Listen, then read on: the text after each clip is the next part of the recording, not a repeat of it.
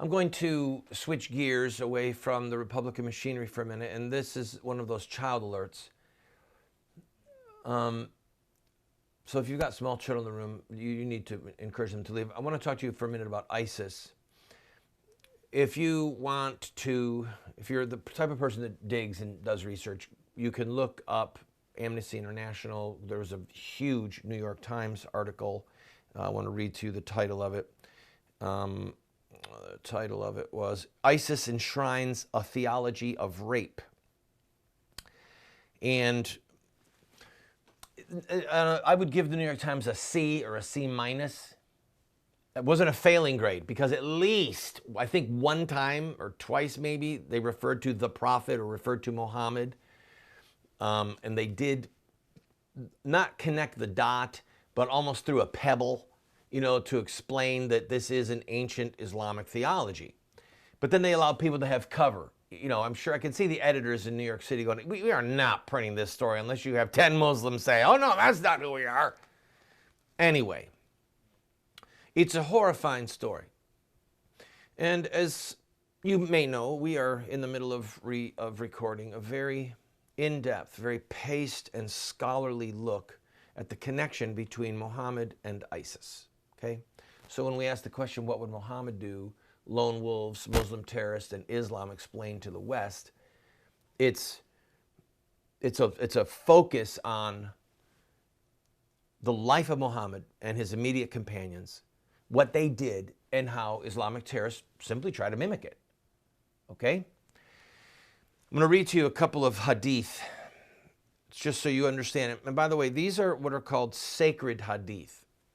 Hadith are the record of the words and deeds of Muhammad, all right? The things that he did, things that he said, the things that he allowed to happen in his presence, the things he disapproved of. The record of it is called the hadith. All right? The deeds themselves, the example he set, is called the sunnah.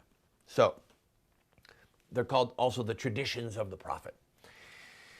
I want to read to you. Look at the words yourself, right? This one. Allah's messenger sent an army to Autus and encountered the enemy and fought with them.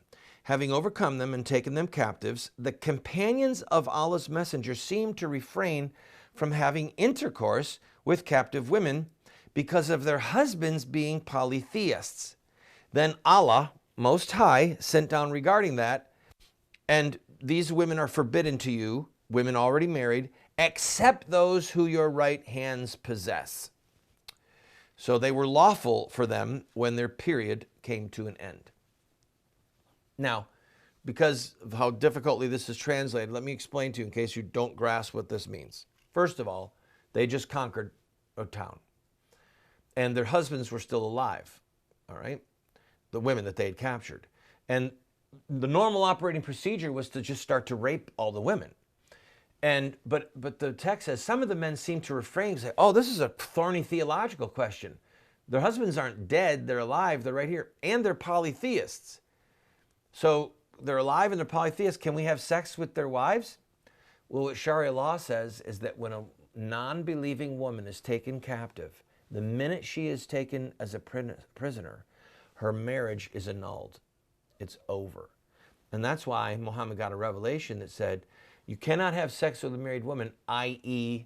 a Muslim woman, you cannot have sex with a married woman except the ones that your right hand possesses. That is a phrase in Islamic history and jurisprudence that means they're your slave, okay? You can read that for yourself anywhere, any Muslim site, any devout Muslim site will tell you that the phrase, what your right hand possesses, refers to your slaves. Let me read another one.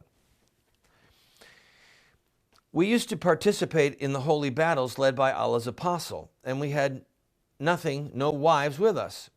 So we asked him, shall we get ourselves castrated?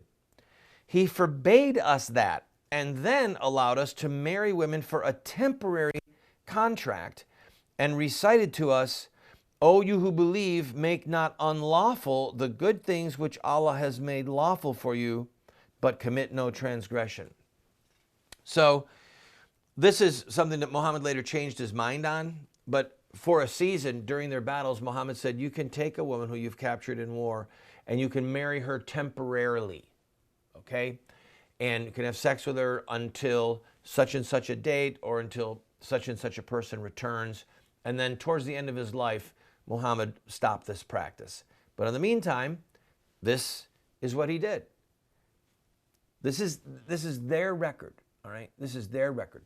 So when you see ISIS doing the things it is doing, capturing women, raping them, selling them as sex slaves, where do you think they got the idea from? How do you think that they think that this is good and righteous and holy? It's because it's what Muhammad did.